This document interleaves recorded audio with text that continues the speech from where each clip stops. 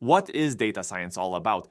Imagine you've got this huge amount of information, like what people buy online, what they post on social media, or even data from scientific experiments. Data science is like having a powerful toolkit to analyze and make sense of all that data. It's about using computer algorithms, statistical techniques, and programming skills to uncover hidden patterns, trends, and insights in the data.